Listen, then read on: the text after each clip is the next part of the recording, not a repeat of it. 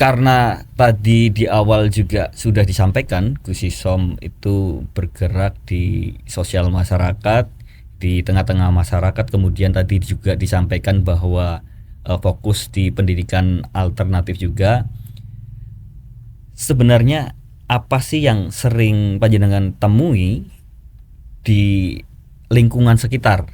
Masalah utama yang ada di masyarakat hari ini, terutama generasi muda, itu apa, Gus? Yang pertama jelas akses pendidikan, karena pendidikan itu sebagai pondasi awal. Nah, permasalahan yang paling prinsip itu justru dari akses pendidikan. Pendidikan yang selama ini ada di kurikulum pendidikan yang ada di SD, SMP dan SMA itu menurut kami kalau melihat dari kurikulum sekarang itu hanya menguasai 4 literasi dasar, membaca, menulis, menghitung, kemudian menganalisa. Ada banyak hal yang tidak diajarkan kepada para generasi penerus kita, terutama adalah kearifan lokal. Nah, kearifan lokal ini akan membentuk pribadi-pribadi manusia-manusia, pemuda-pemuda yang berkarakter nantinya. Namun di era sekarang itu seperti ada sekat, Bung. Ada sekat antara harapannya pemuda dan juga apa yang dipelajari oleh pemuda itu di sekolahan. Tadi juga sempat disampaikan itu oleh Gus Isom. Ini juga menarik. Perlu kita koreksi, perlu kita apa bahasanya kalau di kedokteran itu diotopsi, kita bedah secara akar ya. Sebenarnya apa yang menjadi trigger, latar belakang generasi muda yang tadi Gus Isom sampaikan, ya baik yang SMP, SMA itu kemudian mereka melakukan tawuran itu. Apa dari pengamatan Gus Isom ya, yang melatar belakangi mereka sampai berani untuk melakukan tawuran itu apa, Gus? Ajak mereka diskusi. Kira-kira mereka itu butuh apa dari pemerintah? Misalkan, Pak, kami membutuhkan tempat A, tempat ruang yang layak anak misalkan. Pak, kami membutuhkan lapangan olahraga yang free, tidak ditiketin begitu. Nah, suara-suara ini yang nantinya harus melahirkan kebijakan-kebijakan yang pro terhadap generasi pemuda itu. Sehingga ada sinergitas, Bung. Pemerintah mampu menjembatani keinginan dan harapan dari si pelajar-pelajar itu. Dan kita juga tidak boleh terfokus kepada para pelajar-pelajar itu juga. Ada banyak orang-orang usia-usia produktif yang tidak mengalami proses pendidikan di tempat formal. Ada anak-anak yang belajar di non formal. Nah, bagaimana treatmentnya? Kita bisa berdiskusi dengan forum PKBM misalkan. Dipanggil, nanti forum anak-anaknya diajak diskusi. Apa sih yang kamu harapkan ruang tumbuh yang harus ada di Kabupaten Tegal ini?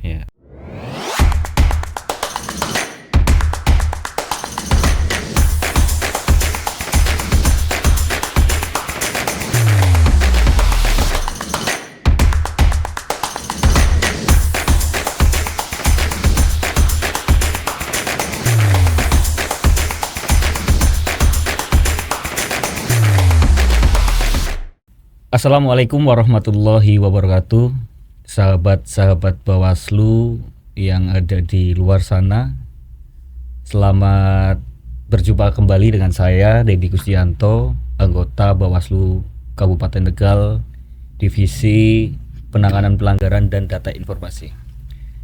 Pada kesempatan ini saya kehadiran narasumber yang sangat luar biasa, dan beliau ini juga punya latar belakang yang menarik, karena berbicara demokrasi hari ini tentu kita patut mencoba menggali apa yang sudah dilakukan oleh narasumber kita hari ini, karena untuk menuju demokrasi yang sehat tentu tidak hanya demokrasi yang sering kita ketahui, barangkali kita pahami hanya hadir sekitar 5 tahun sekali, tetapi jauh lebih dari itu. Seharusnya demokrasi bisa diisi dengan hal-hal yang positif dan hal-hal yang produktif di tengah-tengah masyarakat, dan kita bisa membentuk ruang demokrasi yang betul-betul sehat supaya masyarakat kita bisa hidup secara bahagia. Baik, di tengah-tengah kita sudah hadir bersama kita. Boleh saya perkenalkan terlebih dahulu, ada Gus Nur Hisom yang sering di luar sana, saya dengan beliau ini sering diskusi berkaitan dengan bicara tentang demokrasi. Assalamualaikum Gus Hisom. Waalaikumsalam warahmatullahi wabarakatuh. Kabar baik ya? Alhamdulillah. Kabar baik Ya, selalu. terima kasih sudah mau hadir di kantor kami di Bawaslu Kabupaten Tegal. Baik Us, pada kesempatan kali ini saya ingin berbincang-bincang lebih dalam ya berkaitan tentang demokrasi. Apalagi Gus Hisom itu punya latar belakang yang sangat luar biasa tentunya, karena sepengetahuan saya Gus Hisom dengan kawan-kawan itu selalu bergerak di bidang sosial. Artinya bicara tentang demokrasi tentu seperti yang di awal saya sampaikan itu tidak hanya 5 tahun sekali, tetapi sebelumnya proses kehidupan, pergaulan hidup sehari-hari ada yang perlu diisi oleh masyarakat. Dan kebetulan pada kesempatan ini kita punya tema yang cukup patut kita bicarakan, yaitu merawat demokrasi dari akar. Baik dari kesadaran, kemudian generasi, dan kebudayaan. Perlu kita ketahui bersama bahwa demokrasi tidak hanya soal prosedur elektoral, tetapi juga tentang kesadaran manusia sebagai subjek di dalamnya. Dan dalam konteks lokal seperti Kabupaten Tegal, tantangan demokrasi semakin kompleks dengan hadirnya bonus demografi yang sering saya dengar dan sering kami diskusikan dengan anak-anak muda. Kemudian lonjakan generasi muda yang secara potensial produktif namun rentan jika tidak diiringi dengan akses pendidikan yang memadai, lingkungan sosial yang sehat, ruang tumbuh yang membebaskan. Nah, kemudian di sisi lain praktik demokrasi seringkali berhenti pada aspek formal saja. Ya, belum menyentuh ke kesadaran otentik masyarakat sebagaimana digagas oleh para founding father kita, bahwa manusia perlu kembali pada pengalaman sadar yang murni, tidak terdistorsi oleh kepentingan struktural saja maupun budaya atau kebiasaan-kebiasaan yang membelenggu. Nah, pada kesempatan kali ini Gus, melalui diskusi ini saya pengen tahu dari sisi Gus Hisom pandangannya seperti apa. Dan tadi saya pikir perlu ada pendalaman, ada pikiran yang perlu dituangkan dalam diskusi kita, dan kayaknya penonton yang ada di luar sana perlu mengetahui latar belakang terlebih dahulu dari Gus Hisom, karena selain bergerak di bidang sosial, setahu saya tadi kita sempat berbincang-bincang sebelum masuk ke ruang podcast ini, Gus Hisom itu punya fokus pada ruang pendidikan. Betul. Begitu. Monggo Gus Hisom dipersilakan. Terima kasih. Ya. Saya menyapa sahabat Bawaslu di luar sana. Selamat siang. Perkenalkan, nama saya Nur Hisom. Saya berasal dari Desa Pamiritan, Kecamatan Balapulang. Keseharian saya adalah sebagai pendamping atau sebagai guru di PKBM Nurul Huda. Apa sih itu PKBM? PKBM itu ibarat kata adalah sekolah non formal atau sekolah yang memberikan salah satu pintu terbaik kepada masyarakat yang tidak mendapatkan akses pendidikan yang layak. Karena di PKBM itu pusat kegiatan belajar masyarakat. Jadi keseharian kami itu selain mengajar juga banyak hal interaksi dengan masyarakat lokal, mencari tahu kira-kira apa sih yang masyarakat itu butuhkan, dan kami juga mendiskusikan bersama kawan-kawan kami supaya ada sedikit solusi yang kami tawarkan kepada masyarakat secara luas. Oke. Ini upaya yang dilakukan Gus Isom dan kawan-kawan itu memang muncul dari kesadaran ya. Betul. Apakah itu hadir dari melihat situasi kondisi sosial masyarakat ini, atau memang karena latar belakang Gus Isom yang kuliah di pendidikan kemudian akhirnya punya ide gagasan untuk membentuk pendidikan alternatif ini? Sebenarnya begini, Mas Dedi, ketika kami terjun memutuskan untuk berproses di PKBM, itu kami mengetahui bahwasanya hak-hak dasar dari masyarakat itu harus selalu terpenuhi. Maka PKBM di kami mempunyai sebuah kurikulum, yaitu ada 6 falsafah merdeka. Yang pertama adalah merdeka dalam hal pendidikan, yang kedua merdeka dalam hal kesehatan, yang ketiga merdeka dalam hal ekonomi, yang keempat merdeka dalam hal hukum, yang kelima merdeka dalam hal budaya, dan yang keenam adalah merdeka dalam hal pangan. Kami melakukan falsafah merdekaan itu, puncaknya adalah ada pada satu, yaitu kita mampu hidup dan mampu mencari kehidupan, mencari makna kehidupan. Hak-hak dasar dari manusia itu sendiri bisa terpenuhi tanpa ada unsur-unsur dari eksternal atau dari luar sana yang mempengaruhi kita semua seperti itu. Contoh, tidak usah terlalu bergantung kepada kesehatan yang notabene ada pada masyarakat sekitar. Ternyata dari zaman-zaman dahulu itu banyak sekali pengobatan tradisional.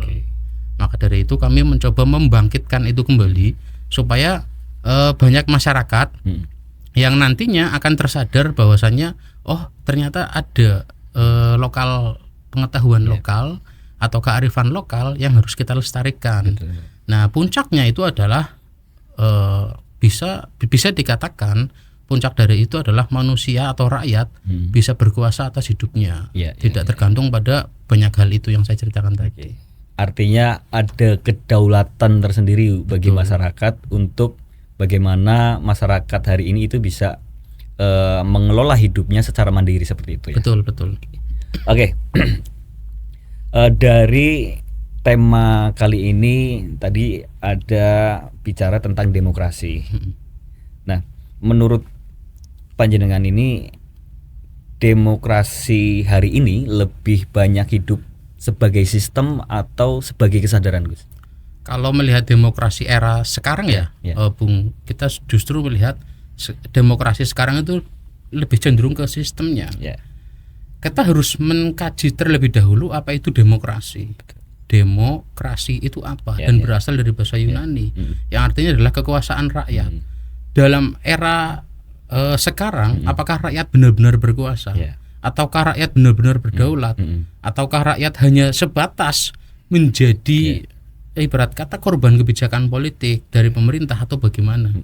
Masyarakat itu harus ditumbuhkan kesadaran-kesadaran itu supaya mereka itu bisa berpikir mendasar bahwa sistem yang saat ini ada itu seharusnya lahir dari kesadaran bersama, kesadaran bersama dari para rakyat yang telah melakukan bisa dibilang pemilu lah. Hasilnya itu adalah kita menikmati kebijakan pemerintah pada sekarang ini. Gitu. Sangat luar biasa. Jadi memang kalau dari sisi Bawaslu sendiri, Gus, karena kita Bawaslu selain bekerja mengawasi, walaupun tahapannya tidak berlangsung ya, karena biasanya tahapan itu mulai 5 tahunan sekali dan ada non tahapan. Kami selain mengawasi soal perbaikan data keberlanjutan, kemudian juga selain itu kita diharuskan untuk melakukan konsolidasi demokrasi. Nah, ruang-ruang seperti inilah kemudian yang kami gunakan untuk berdialog dengan masyarakat entah itu bertemu secara langsung atau bisa melalui ruang podcast ini. Artinya kita juga butuh perspektif dari masyarakat juga tentang sebenarnya gimana sih demokrasi itu dan bagaimana membentuk suatu ruang demokrasi yang benar-benar sehat dan bermanfaat bagi masyarakat. Seperti yang tadi disampaikan oleh panjenengan. Kemudian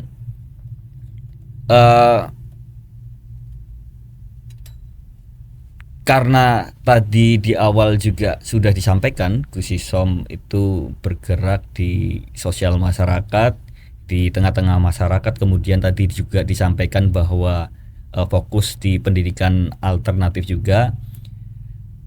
Sebenarnya apa sih yang sering panjenengan temui di lingkungan sekitar? Masalah utama yang ada di masyarakat hari ini, terutama generasi muda, itu apa, Gus? Yang pertama jelas akses pendidikan, karena pendidikan itu sebagai pondasi awal. Nah, permasalahan yang paling prinsip itu justru dari akses pendidikan. Pendidikan yang selama ini ada di kurikulum pendidikan yang ada di SD, SMP dan SMA itu menurut kami kalau melihat dari kurikulum sekarang itu hanya menguasai 4 literasi dasar, membaca, menulis, menghitung, kemudian menganalisa. Ada banyak hal yang tidak diajarkan kepada para generasi penerus kita, terutama adalah kearifan lokal. Nah, kearifan lokal ini akan membentuk pribadi-pribadi manusia-manusia, pemuda-pemuda yang berkarakter nantinya. Namun di era sekarang itu seperti ada sekat, Bung. Ada sekat antara harapannya pemuda dan juga apa yang dipelajari oleh pemuda itu di sekolahan. Mereka itu waktu produktifnya dari habis subuh lah, dari jam 7 mungkin sampai jam 2 siang mereka berada di sekolah. Apa yang mereka pelajari di sekolahan itu? Seharusnya pelajaran-pelajaran yang ditawarkan di sekolah itu adalah solusi dari derita lingkungan. Banyak sekali degradasi nilai. Banyak sekali orang-orang, pemuda-pemuda kita yang tidak suka dengan profesi lokal. Para petani misalkan, para nelayan misalkan. Kenapa mereka ujung-ujungnya hanya ke buruh pabrik? Ini jelas ada sistem yang tidak bisa mengakomodir kepentingan publik, terutama kaitannya dengan local wisdom itu tadi. Harusnya di sekolahan-sekolahan itu diajarkan bagaimana tata caranya menanam, bagaimana tata caranya merawat, bagaimana hidup berdikari soal pangan, bagaimana kita tidak ketergantungan dengan kemasan produk-produk kemasan dan lain sebagainya. Artinya sekolah-sekolah harus bisa membuat akses pendidikan yang lebih relevan di era sekarang, karena lagi-lagi kita hanya berkutat pada buku-buku itu, lagi-lagi tidak menyentuh yang namanya esensi dari nilai dari pendidikan itu sendiri. Kalau saya harus mengutip pendidikan, kalau kata Ki Hajar Dewantoro itu apa? Pendidikan kalau kata Ki Hajar Dewantoro itu adalah menggali potensi dari si generasi pemuda itu untuk mencapai titik keselamatan dan kebahagiaan. Nah, di sini si pemuda ini atau si manusia ini itu mempunyai 2 tanggung jawab. Tanggung jawab sebagai manusia dan tanggung jawab sebagai masyarakat. Tanggung jawab sebagai manusia, dia bisa menghidupi kebutuhan dasarnya, seperti terkait dengan sandang, papan, pangan. Dia tidak tergantung pada banyak hal, tapi justru dia bisa berdikari dalam konteks itu. Nah, sebagai masyarakat, si pemuda-pemuda ini entah belajar, entah mahasiswa, itu bisa menjadi salah satu agen kontrol sosial. Agen kontrol sosial itu mereka bisa menjadi penyambung lidah rakyat kepada para penguasa. Contoh, penguasa hari ini tidak hadir dalam hal kesehatan, dalam hal pendidikan. Maka dari pemuda-pemuda inilah mereka melakukan sebuah gerakan, usul kepada pemerintah daerah, karena kita berbicara kabupaten, supaya misalkan ada ruang temu. Bisa contohnya adalah rumah aspirasi. Pada bulan Agustus tahun 2025 kami sudah mengusulkan itu melalui gerakan masyarakat Tegal Berdaulat. Kami menghimpun saran masukan melalui online. Itu ada hampir ratusan suara-suara dari anak-anak pemuda, Bung Dedi. Apa yang mereka khawatirkan? Yang pertama adalah angka tawuran tinggi. Ini dipicu dari obat-obatan yang terjadi penjualannya bebas. Mohon maaf, obat-obat keras ini seharusnya kan cara penjualannya ada aturan yang benar-benar harus ditaati. Namun lagi dan lagi kita kecolongan. Ini menjadi salah satu tren pemuda-pemuda itu mengkonsumsi pil-pilan itu sehingga mereka hilang kesadaran, mereka tidak memperdulikan masa depan, buru-buru belajar. Ini ada apa ini? Apakah ada sistem yang mengatur semuanya? Ataukah memang ada ketidakpedulian dari pemangku kebijakan daerah? Ini harus kita gali kembali. Minimal sekali para siswa, para pemuda, para mahasiswa itu sadar tugasnya dia itu hidup ada dua. Yang pertama bisa memenuhi kebutuhan hidupnya, dan yang kedua dia bisa menjadi masyarakat yang bisa menjadi penyambung lidah rakyat seperti itu. Oke, sangat menarik Gus. Jadi apa yang disampaikan Gus Isom tadi saya jadi teringat sekitar tahun 2019-an lah, saya pernah masih waktu itu masih mahasiswa atau masih belum di Bawaslu lah, saya pernah diskusi dengan salah satu antropolog yang ada di Kabupaten Tegal. Beliau namanya Mas Inang Winarso. Kita pernah berbicara atau berdialog mendiskusikan tentang angka produktif atau bonus demografi. Jadi di Jawa Tengah mengalami lonjakan angka penduduk produktifnya atau lebih banyak penduduk mudanya. Kemudian termasuk Kabupaten Tegal juga. Beliau mengatakan kenaikan jumlah penduduk muda ini akan menjadi hal yang positif, apalagi kita kan punya cita-cita Indonesia emas kan di tahun 2045 kan. Artinya seharusnya dari sekarang itu penduduk muda dalam arti seperti ini itu akan menjadi hal positif ketika penduduk muda itu dipelihara. Siapa yang memelihara, kata Mas Inang? Yaitu pemangku kebijakan atau negara atau pemerintah hari ini. Tetapi menurut Mas Inang, ini akan menjadi bahaya apabila negara itu tidak hadir. Ini persis sama yang dikatakan tadi oleh Gus Isom.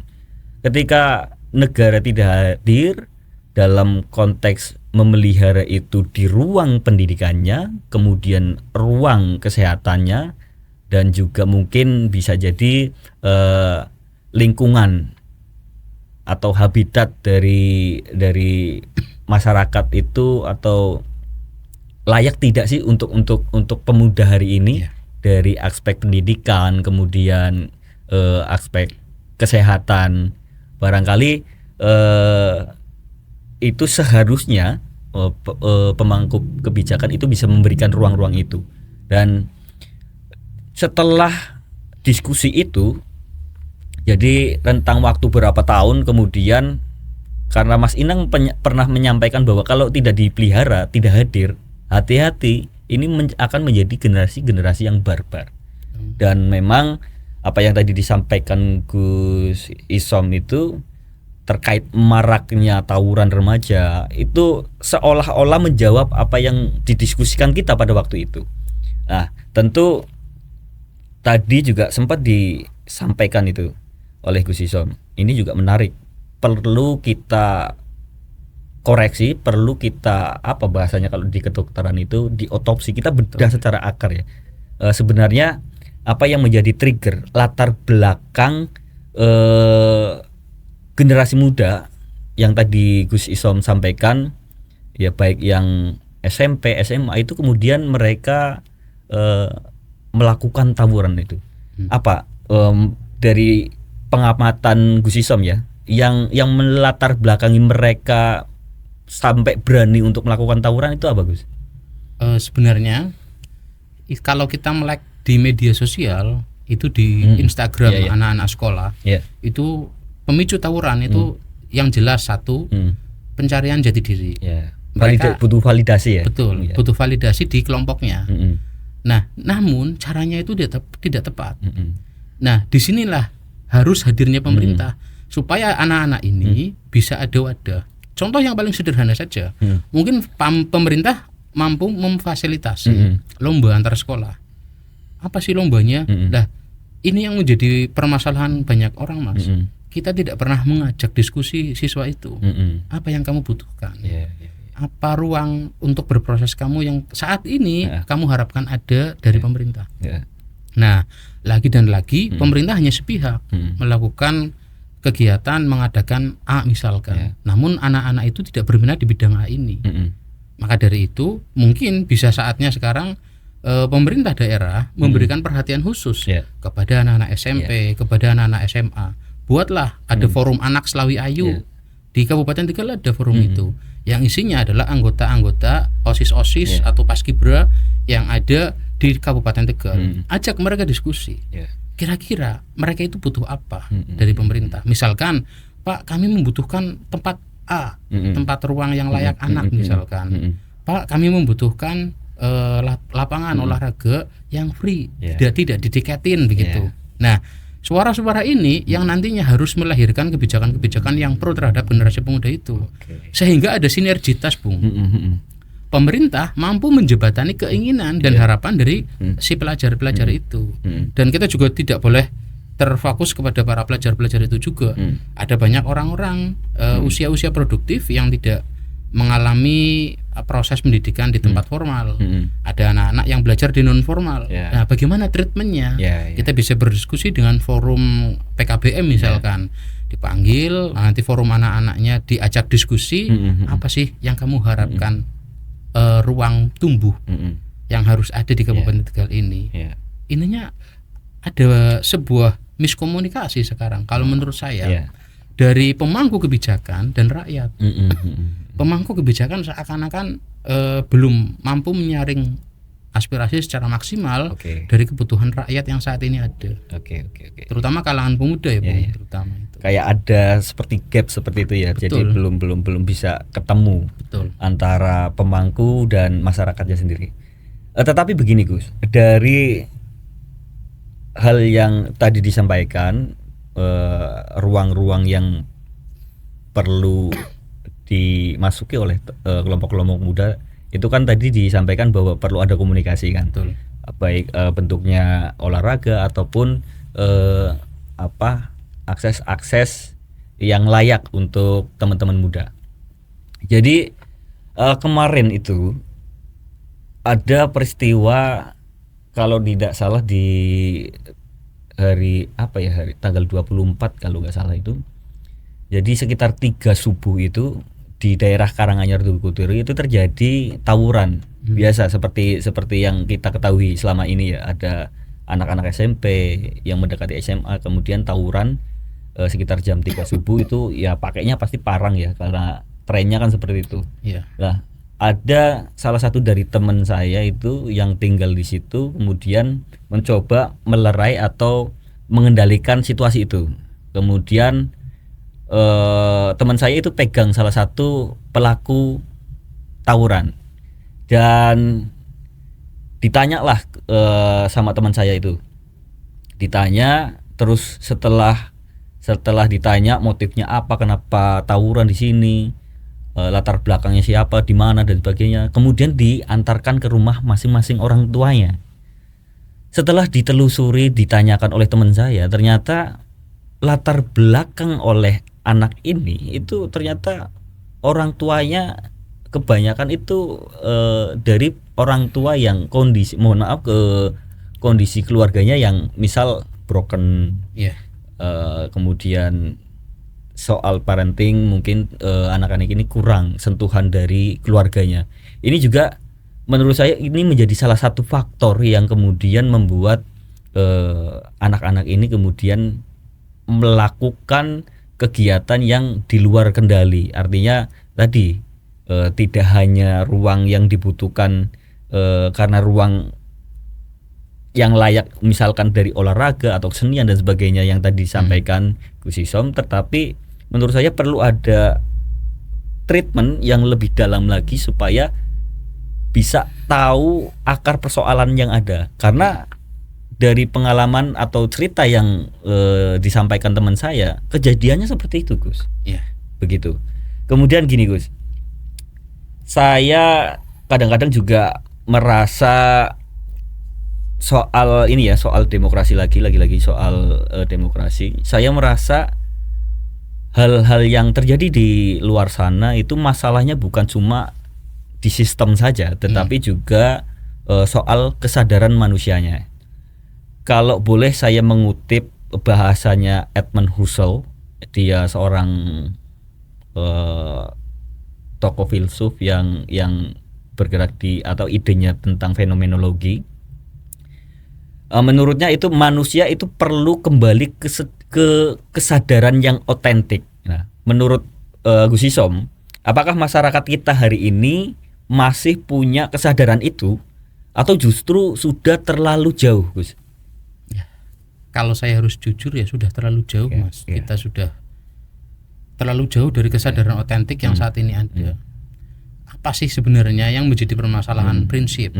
Sebenarnya kesadaran manusia sebagai masyarakat yang hidup berbangsa dan bernegara. Dia mempunyai tanggung jawab pada 3 hal. Kalau saya harus mengutip, dia mempunyai tanggung jawab kepada Tuhannya.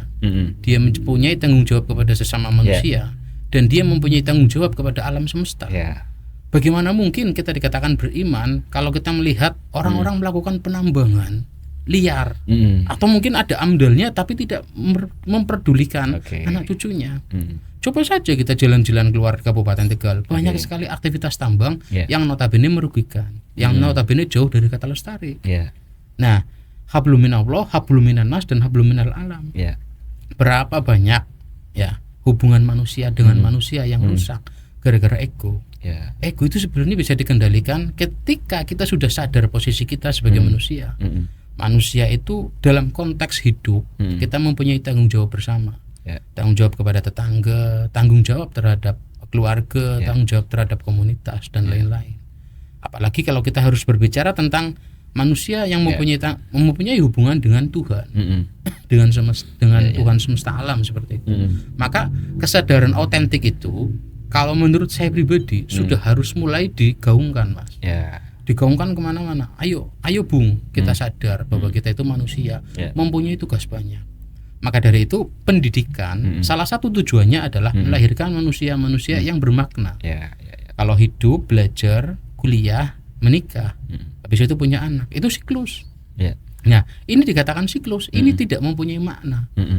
Mempunyai makna jika manusia itu mempunyai tanggung jawab terhadap 3 aspek yang saya katakan tadi.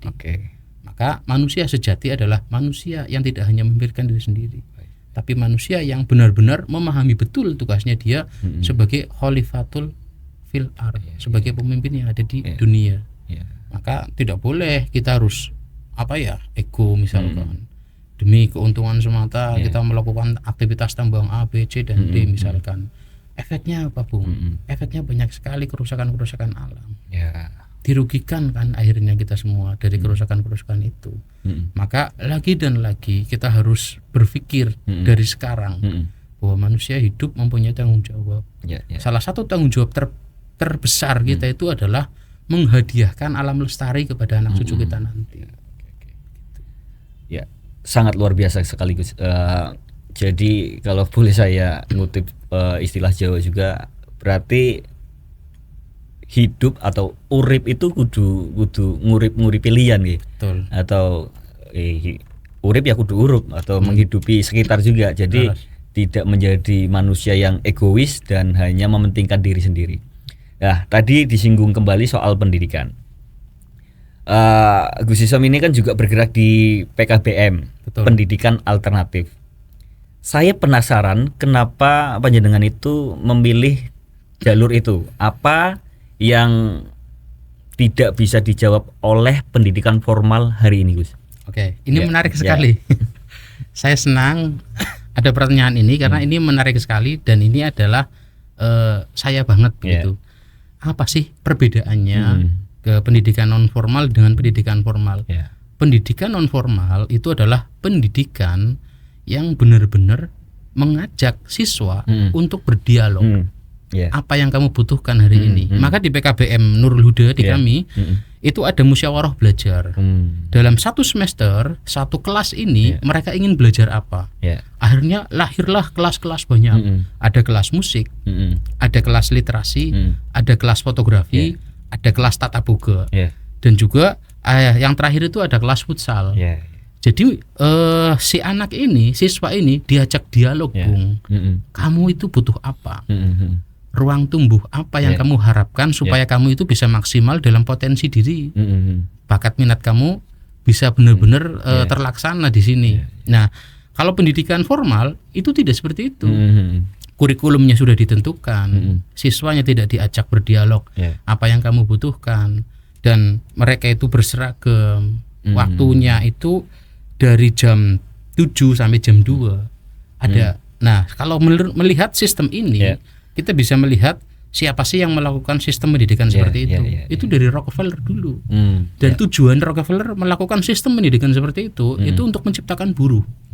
Buruh pabrik. Nah, sedangkan pendidikan kalau kata Ki Hajar Dewantoro itu untuk memerdekakan. Nah, di sini ada apa ya? Ada sebuah perbedaan pandangan. Saya tidak mengkritik terlalu jauh pendidikan formal, tapi saya justru mengajak, ayo masyarakat kita sadar apa sih pendidikan yang dibutuhkan oleh anak-anak kita. Bapak Ibu mungkin sudah pernah dialog dengan anaknya. Nak, kamu itu pengen jadi apa? Nak, kamu pengen belajar apa? Nak, kamu punya cita-cita apa? Ajak anak-anak itu berdialog dan berimajinasi. Karena anak-anak yang melakukan kegiatan yang akur di dalam rumahnya, yang di dalam rumahnya itu baik, maka di luar dia juga berpotensi menjadi baik. Jadi perbedaannya sangat mencolok nih antara pendidikan pendidikan non formal dan pendidikan formal. Kalau di PKBM itu pendidikan yang memerdekakan, berbasis dari kemauan atau keinginan para siswa ya. Laras. Oke. Jadi seperti ada ruang kosong sebenarnya Gus ya, yang kemudian tidak terisi oleh sistem yang formal, tapi justru diisi oleh gerakan-gerakan masyarakat seperti apa yang dilakukan oleh Gus Wisom. Kemudian kalau bicara soal ideal, sebenarnya ruang seperti apa yang dibutuhkan generasi hari ini supaya bisa tumbuh dengan sehat, dan kita kan bukan cuma pintar saja ya, tetapi juga perlu sadar juga begitu Gus. Artinya tadi apa yang kita sampaikan di awal tadi soal kesadaran, kemudian ini sangat relate dan sangat nyambung dengan apa yang dibidangi Gus Isom, yang membuka ruang pendidikan alternatif. Artinya juga selain menumbuhkan bakat minat dari siswa, juga menuntun mereka ke jalur ke ruang kesadaran. Begitu Gus. Jadi ini sangat menarik sekali apa yang kita diskusikan. Barangkali teman-teman yang di luar sana juga harus mendengarkan secara seksama ya apa yang menjadi ide gagasan yang disampaikan oleh Gus Isom. Ini barangkali juga teman-teman yang di sana yang keluarganya tidak mendapatkan akses pendidikan dan barangkali kurang mampu gitu. Betul. Itu bisa masuk di PKBM juga? Free ya? Jadi di PKBM Nurul Huda ini Gus Isom dengan kawan-kawan yang membidangi pendidikan ini, pendidikan alternatif ini juga membuka kepada calon siswa-siswa di luar, khususnya di Kabupaten Tegal, yang memang butuh untuk bisa mengakses pendidikan supaya bisa sama-sama kayak teman-teman yang lainnya ya, mungkin bisa menikmati pendidikan formal. Tetapi kalau yang terbatas ya bisa masuk di Nurul Huda begitu. Kemudian barangkali kayaknya perlu diunjuk dulu ini Gus, supaya agak santai sedikit. Ya. Kopi ini. Ini kopi.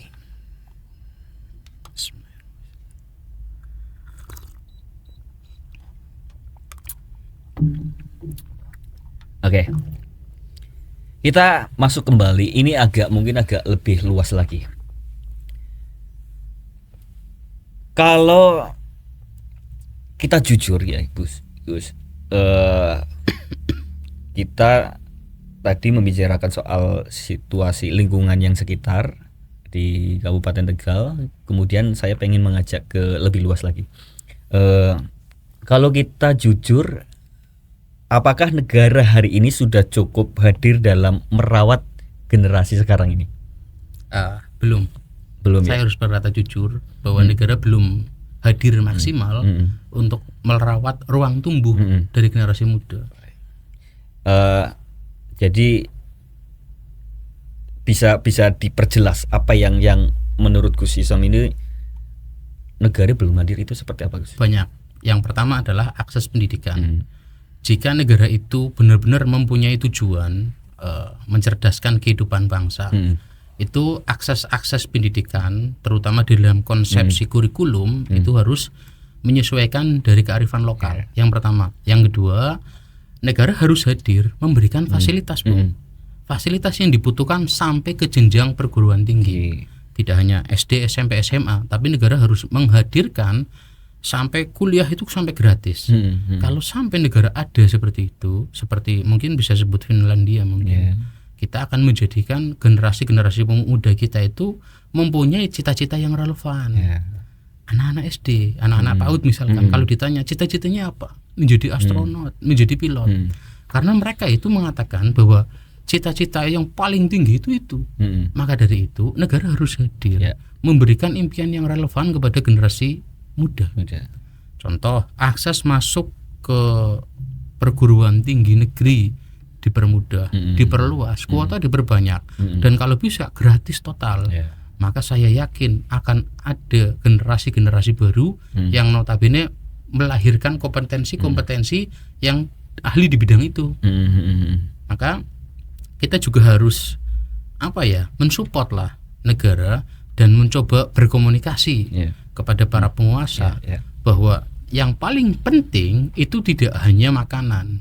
Yang paling penting justru pembangunan mindset, pembangunan karakter dari si generasi pemuda itu. Oke, berarti masih ada celah yang perlu diisi gitu. Betul.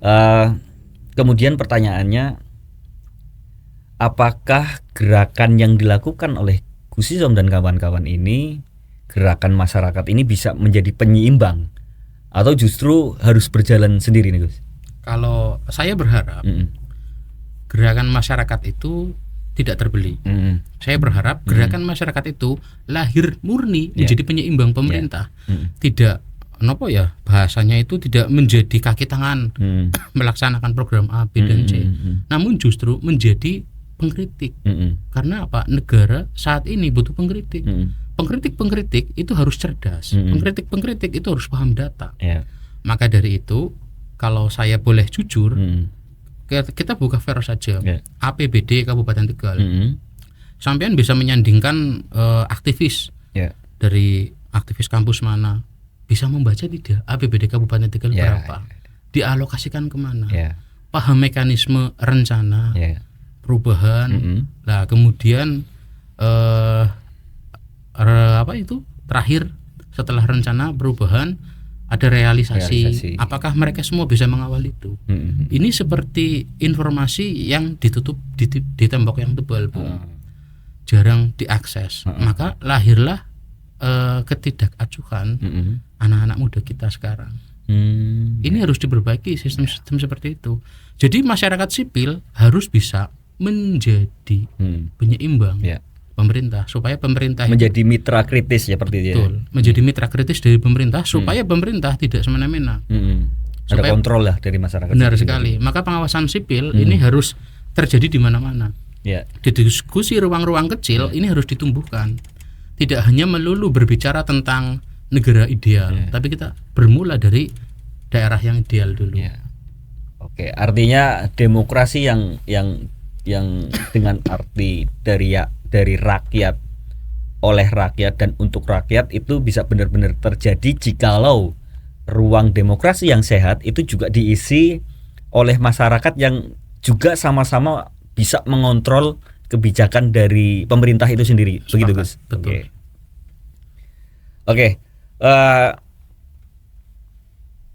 Kemudian Gus, bicara demokrasi yang hidup nih, Saya pribadi menilai atau melihat demokrasi itu bukan soal pemilu atau aturan saja ya. Saya melihat bukan cuma datang 5 tahunan sekali kemudian bicara pemilu dan kemudian bicara soal aturan saja. Tapi tentang bagaimana manusia itu hidup, berpikir dan berinteraksi. Kalau dari Gus Isob sendiri, demokrasi yang hidup itu harus seperti apa?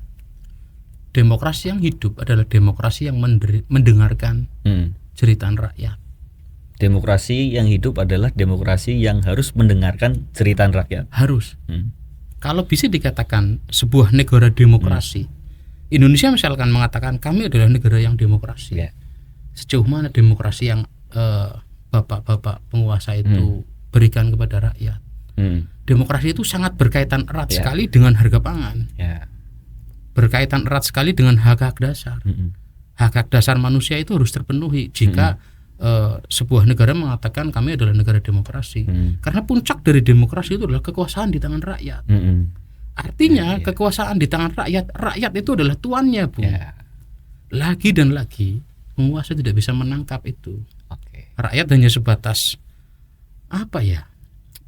Omongan yang berseliweran doang, hilang seperti itu. Jadi token saja ketika sekali. Ya saya jadi ingat ini Gus.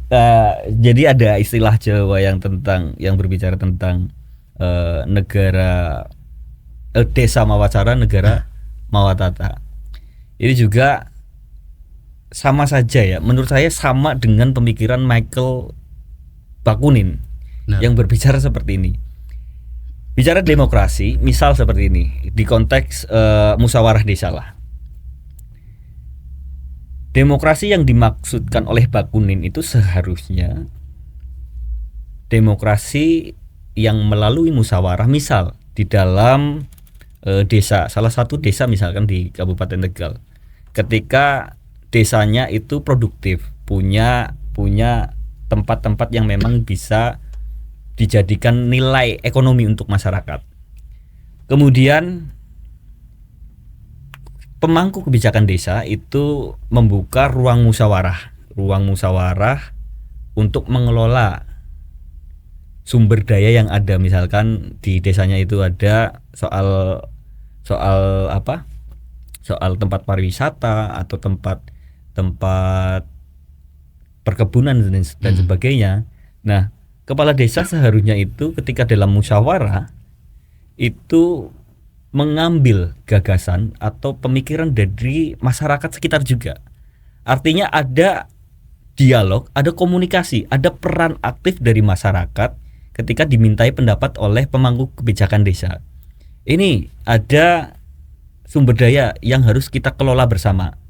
Ada pendapat yang perlu dikeluarkan oleh masyarakat. Jadi misal kita ngitung-ngitung soal ekonominya, kemudian keterlibatan mereka dalam mengelola ekonominya, itu seharusnya seperti itu, Gus. Betul. Jadi Bakunin berkata bahwa seharusnya ya demokrasi itu terjadi secara demikian, musyawarahnya ada keterlibatan secara langsung, tidak sebatas misal seperti ini. Saya contohkan, kalau misalkan ada musyawarah nih di tingkat desa, kadang-kadang masyarakat kita RT RW itu diminta hadir itu hanya untuk mendengarkan saja. Betul. Tetapi tidak dimintai pendapatnya, tidak dimintai gagasan dan pikirannya, atau diminta untuk ikut serta dalam mengelola lingkungannya, seperti itu, Gus. Artinya saya sepakat dengan apa yang tadi disampaikan Gus Isom. Artinya demokrasi sekarang ini mungkin masyarakat hanya dijadikan alat legitimasi saja. Jadi kalau misalkan masyarakat ikut udah hadir, padahal kebijakannya udah dibicarakan nih di belakang. Betul. Kemudian itu disepakati, dan keterlibatan masyarakat hari ini dan atau lingkungan sekitar itu hanya sebatas itu. Jadi dari pikiran Bakunin, kemudian sebenarnya kalau menurut saya bangsa kita itu sudah punya falsafah itu. Desa mawacara, negara mawatata. Sepakat. Dari bawah itu ketika berbicara soal kebijakan untuk kembali lagi ke masyarakat. Kemudian Ini saya pengen ada satu hal yang perlu Gus Isom sampaikan dari apa yang sudah disampaikan tadi dari awal sampai sekarang, berbicara tentang pendidikan, generasi, kemudian kesadaran. Kemudian gini Gus, Gus Isom selaku pelaku yang ada di lapangan ya, pernah nggak ada momen di lapangan yang bikin panjenengan itu merasa ini bukan sekedar kerja sosial saja, tapi ini soal masa depan manusia?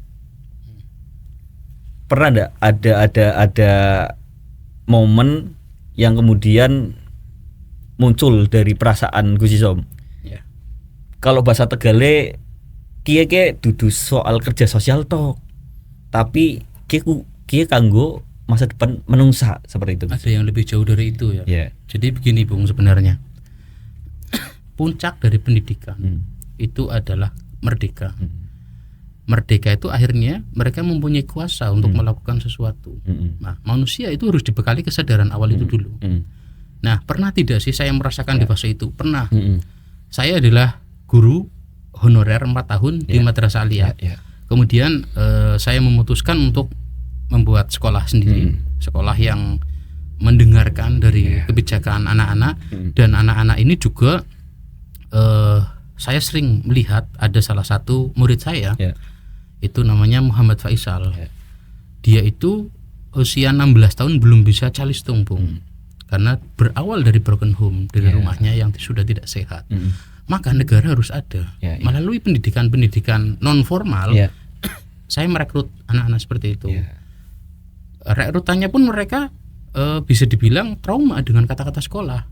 Maka saya homeschooling. Betul. Saya mengajari dia di rumahnya, mengenalkan A, B, C, mengenalkan 1, 2, 3. Sampai sekarang anaknya sudah 2 tahun ikut kami, sudah mulai bisa membaca. Meskipun belum begitu sempurna, tapi ini adalah bekal hidup. Manusia Indonesia terutama itu harus menguasai literasi dasar, membaca, menulis, menghitung. Lah ini bukan hanya kerja-kerja sosial, tapi ini ada upaya degradasi nilai dari sistem yang tidak sehat dan tidak mampu menangkap keseluruhan, terutama dari orang-orang yang termarginalkan. Betul. Gitu. Betul. Jadi saya juga jadi ingat kembali nih. Saya sempat kebetulan kakak saya juga guru Gus. Jadi guru SD, kemudian ceritanya hampir mirip. Kelas 4 atau kelas 6 SD itu belum bisa baca sama sekali. Waduh. Itu yang menurut saya menjadi prihatin ya. Dan menurut kakak saya ini juga nggak tahu persoalannya itu dari mana, apakah dari sistemnya atau dari pengajarnya, atau memang dari seperti apa yang tadi Gus Isom katakan, ada yang menjadi trigger, yang mungkin tadi ada yang broken home dan sebagainya. Tapi yang jelas ini menjadi persoalan kita bersama. Ada situasi yang hari ini di generasi apa namanya, Gen Alpha mungkin ya. Itu ada persoalan yang demikian yang harus menjadi perhatian masyarakat pada umumnya dan kemudian pemangku kebijakan. Kemudian ini Gus, tadi sangat luar biasa ya pembicaraan kita pada kesempatan hari ini, dan cukup membuat kita berpikir kembali, mengulang kembali dan kemudian mempertanyakan esensi dari kita hidup harusnya seperti apa sih, kan seperti itu. Kesadaran yang bagaimana yang harus kita kerjakan sebagai manusia. Dan ini untuk menutup pembahasan diskusi kita hari ini, saya butuh closing statement ya. Dari obrolan kita ini, saya sendiri juga belajar bahwa demokrasi bukan, tadi yang disampaikan Gus Isom membuat saya berpikir juga bahwa demokrasi bukan sesuatu yang jatuh dari langit begitu saja, tapi juga ia tumbuh dari manusia-manusia yang sadar, dari ruang-ruang yang sudah dilakukan oleh Gus Isom. Dan mungkin yang perlu kita rawat hari ini bukan hanya sistemnya saja gitu ya, ternyata ya, tapi juga manusianya, masyarakatnya. Karena tanpa manusia yang utuh, demokrasi akan menjadi hanya jadi prosedur saja atau hilang jiwanya. Jadi cuma kalau bicara angka ya cuma angkanya saja, tidak menjiwaikan seperti itu. Kemudian untuk menutup diskusi kita kali ini, saya mohon untuk ada closing statement dari Gus Isom. Terima kasih Bung Titi.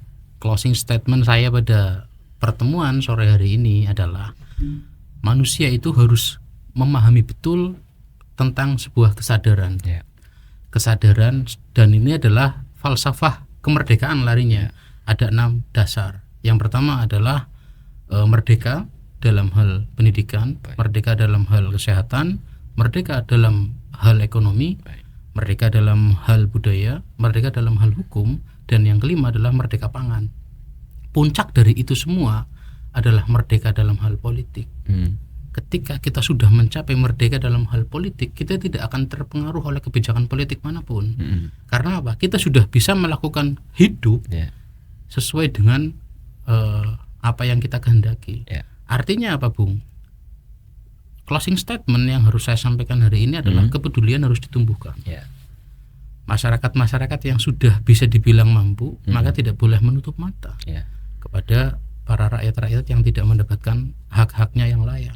Para penguasa-penguasa yang sekarang menjadi pemangku kebijakan harus mampu mendengarkan keluh kesah, aspirasi, dan juga harapan dari masyarakat itu sendiri. Jangan ada celah kalau bisa. Harus ada ruang sebagai bentuk komitmen bersama bahwa Tegal itu luwih apik. Maka harus ada ruang bersama yang harus kita tumbuhkan. Nah, kemudian yang terakhir kalinya adalah setelah runtutan dari kesehatan sampai politik tadi, kita betul-betul memahami apa itu kekuasaan ada di tangan rakyat. Demokrasi secara utuh itu bagaimana kita dapatkan kalau kita hanya sebatas menunggu istilah-istilah saja. Namun demokrasi itu bisa kita usahakan, bisa kita upayakan dengan cara kita mampu melaksanakan kehidupan berbangsa dan bernegara sesuai dengan falsafah yang ada di dalam Pancasila. Maka dari itu, Bung, harapan saya sebagai seorang guru dan sebagai seorang rakyat yang mempunyai tanggung jawab agen kontrol sosial, ayo bersama-sama bersatu padu membuat iklim masyarakat yang demokratis, mendengarkan hak-hak dari para masyarakat kita. Kemudian ayo ajak konsepsi ini ke sekolah. Ayo ajak anak-anak kita untuk bermusyawarah. Kamu ingin kurikulum seperti apa? Kamu ingin belajar apa? Karena hakikatnya seorang musisi tidak butuh pelajaran eksak. Seorang atlet tidak butuh pelajaran-pelajaran seperti matematika dan lain-lain. Biarkanlah udara itu dihuni oleh para burung, air dihuni oleh ikan, daratan dihuni oleh banyak binatang yang hidup di situ. Ada ayam, ada kucing. Karena apa? Kalau melihat konsepsi sekarang, pendidikan itu tidak adil. Nah, dari pendidikan yang tidak adil, maka melahirkan demokrasi yang cacat. Kenapa saya mengatakan pendidikan tidak adil? Saya sering melihat ilustrasi di Instagram misalkan, ada ikan, ada burung, ada ayam, ada kucing. Biar adil, ujian kita adalah renang. Sudah, yang pasti menang adalah ikan karena itu habitatnya. Begitupun manusia harus benar-benar memahami betul apa yang dibutuhkan masyarakat, menjadi ruang tumbuhnya anak.